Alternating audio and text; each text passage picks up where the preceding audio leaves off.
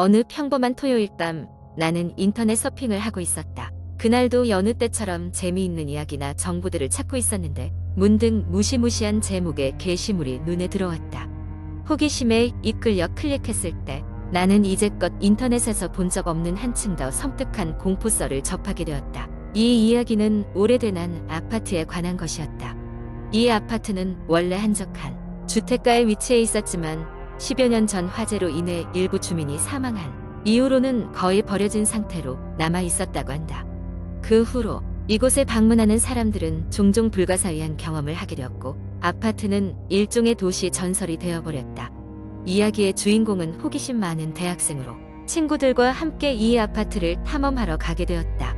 그들은 모두 초자연적인 현상에 대해 반신반의하는 상태였지만 그날 밤 무엇이 그들을 기다리고 있을지는 아무도 예상하지 못했다.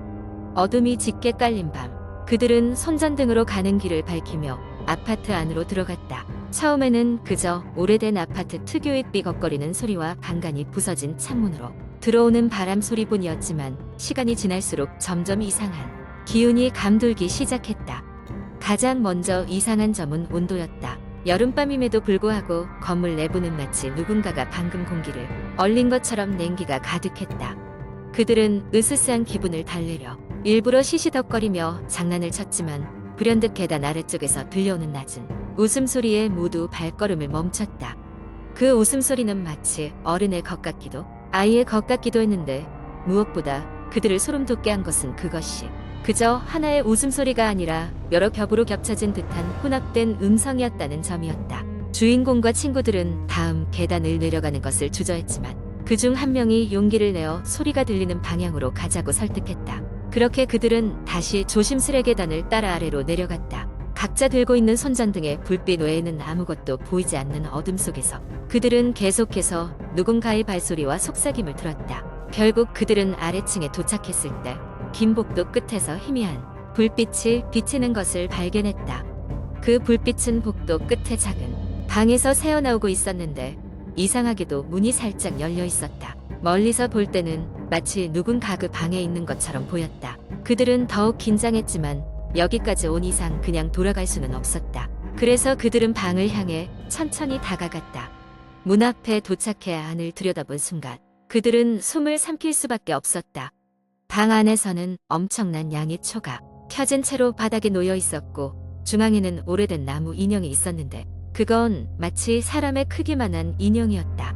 인형의 얼굴은 기묘하게도 손으로 그린 것처럼 투박했으나 가장 끔찍한 것은 그 눈이었다. 마치 실제로 그들을 보고 있는 듯한 착각을 불러일으킬 만큼 눈동자에 생기가 넘쳤다. 그 순간 방 안의 한 초가 갑자기 꺼지고 동시에 인형의 입이 벌어지며 그 웃음소리가 다시 들려왔다. 그들은 공포에 질려 뒤로 물러났고 그 순간 복도의 불빛이 깜빡거렸다. 짧은 순간이었지만 그 불빛 속에서 누군가 서 있는 듯한 형체를 본 것 같았다.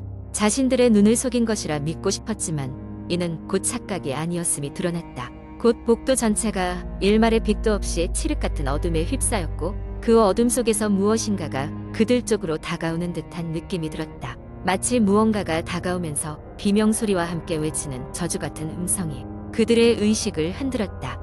이 압도적인 공포에 휩싸인 그들은 더 이상 버틸 수 없었고 아파트를 빠져나가기 위해 전력을 다해 달렸다. 정신없이 계단을 뛰어내려 끝내 건물 밖으로 나왔을 때 그들은 안도의 한숨을 내쉬며 서로의 존재를 확인했다. 이후로 그들은 다시는 그 건물 근처에도 가지 않았고 그 밤의 경험에 대해선 입도 열지 않았다. 하지만 인터넷에는 그들이 경험한 이 이야기와 같은 비슷한 사례가 여전히 떠돌고 있었고 그 아파트는 여전히 그들을 어떻게든 끌어들이려는 듯한 모습을 간직한 채 오늘도 누군가의 호기심을 자극할 뿐이었다. 두 번째 이야기 나는 대학 시절 수도권 외곽에 위치한 작은 기숙사에서 살고 있었다. 그곳은 오래된 건물로 군데군데 페인트가 벗겨져 있었고 밤이면 쥐가 뛰어다니는 소리가 들리곤 했다. 하지만 학비를 대기도 빠듯했던 나는 저렴한 기숙사에 만족해야 했다. 그러나 그곳에서 겪은 사건은 아직도 나를 불면의 밤으로 몰고 간다. 며칠 전 학교 친구들과 새벽까지 과제를 하다가 기숙사로 돌아오는 길이었다. 캠퍼스 근처는 워낙 한적한 지역이라 날이 어두워지면 인적이 거의 끊긴다. 나는 서둘러 발걸음을 옮기며 누구보다 빨리 기숙사의 문을 열고 내부로 들어갔다. 복도에 들어서자 한기가 나를 감쌌다. 건물 내부는 이상할 정도로 조용했다. 나의 발소리 외에는 아무 소리도 들리지 않았다. 내 방은 4층에 있었다. 엘리베이터는 작동하지 않아서 계단을 이용할 수밖에 없었다. 3층에 올라갔을 때 어딘가에서 흐느끼는 소리가 들리기 시작했다. 겨울바람 소리라고 하기엔 너무 또렷하고, 그렇다고 언제나 동네를 떠돌던 쥐의 소리라고 하기엔 뭔가 가슴을 울리는 소리였다. 나는 걸음을 멈추고 주변을 둘러보았지만 어둠 속에서 그 이상의 것들은 보이지 않았다. 흘깃 3층 복도의 끝쪽으로 시선을 돌렸을 때였다. 희미한 불빛 아래로 어둡고 긴 머리카락을 늘어뜨린 여자가 서 있었다. 순간적으로 등골이 오싹해졌다. 아무도 살지 않는 방에서 나온 듯한 그 여자는 무표정한 얼굴로 복도 한가운데 서 있었고 나와 눈이 마주쳤다. 난 두려움을 견디지 못하고 그 자리를 피하기 위해 다시 계단을 오르기 시작했다. 내 방에 도착할 때까지 계속해서 누군가의 시선이 내 뒤를 쫓아오는 것 같았다. 방에 들어서자마자 문을 걸어 잠갔다. 책상에 앉아 이야깃거리로 넘기기에는 너무 생생했던 그 순간을 되짚어봤다. 그날 이후로도 그 복도를 지나칠 때마다 숨이 막힐 것 같은 기분이 들곤 했다. 며칠 후 같은 층에 살던 친구에게 용기를 내어 그날 있었던 일을 이야기했다. 친구는 엄청나게 놀란 표정으로 나를 쳐다보았다. 그 방 말이야. 친구가 말했다. 사실 빈 방이 아니야. 몇 년 전 그 방에 살던 여학생이 불운한 사고를 당한 이후로 아무도 들어가지 못하는 방이야. 충격적인 이야기를 듣고 다시는 그 복도를 지나고 싶지 않았지만 피할 수는 없었다. 하루는 야간 수업을 마치고 늦게 기숙사로 귀가하는 날이었다.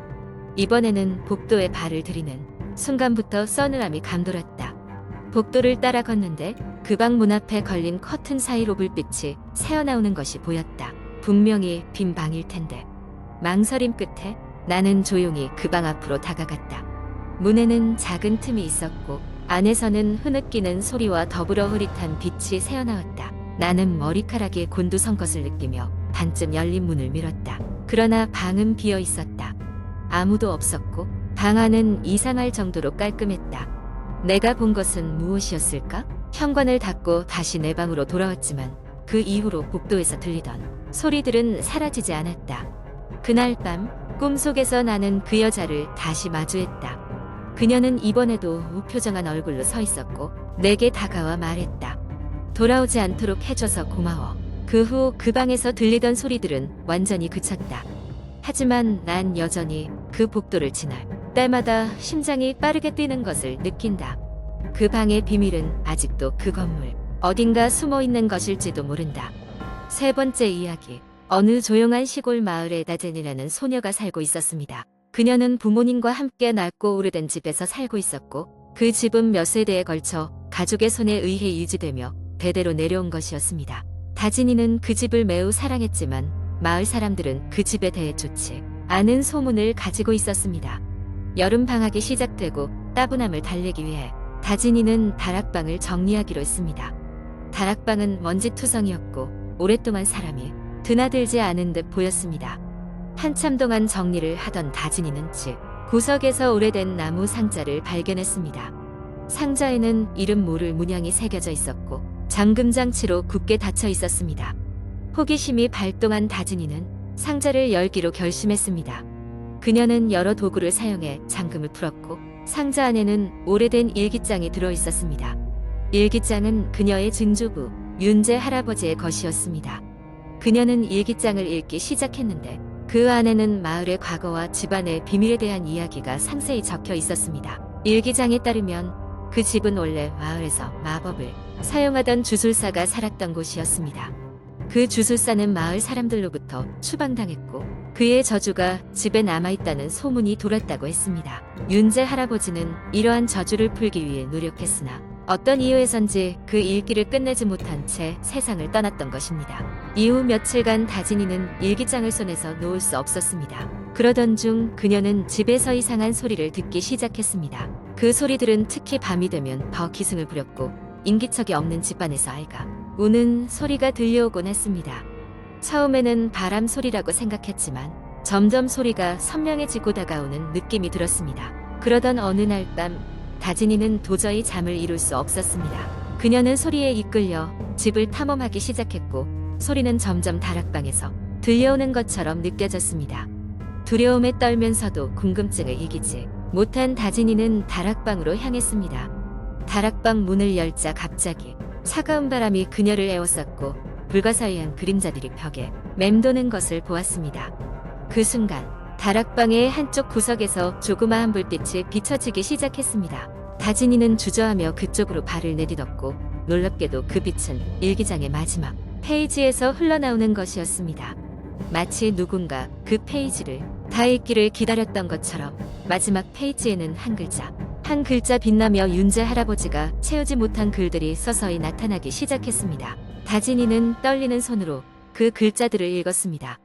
저주를 풀기 위해선 자신이 두려워하는 것을 마주하고 과거의 잘못과 용서받지 못한 영혼들을 기리며 그들에게 잘못을 사해야 한다. 라는 내용이었습니다. 그 순간 다락방의 그림자들은 형태를 이루며 다진이 앞에 서 있는 아이의 모습을 드러냈습니다. 아이는 슬픈 눈으로 그녀를 바라보았고 다진이는 그 아이가 과거 이 집에 살았던 주술사의 아들임을 직감했습니다. 용기를 낸 다진이는 자신의 두려움과 마주하며 아이에게 다가갔습니다. 그리고 조심스럽게 손을 뻗어 아이의 손을 잡았습니다. 아이는 미소를 띠며 점차 사라져갔고 집안의 모든 소리와 그림자는 마치 아무 일도 없었던 것처럼 사라졌습니다. 그날 이후 다진이는 더 이상 이상한 소리를 듣지 않았습니다. 그녀의 가족도 아무 일 없이 평온한 생활을 이어갔으며 마을 사람들은 다시는 그 집에 대해 불길한 소문을 퍼뜨리지 않았습니다. 다진이는 할아버지의 일기장을 소중히 간직하며 과거의 잘못을 바로잡고 현재를 더 소중히 여기며 살아가기로 결심했습니다.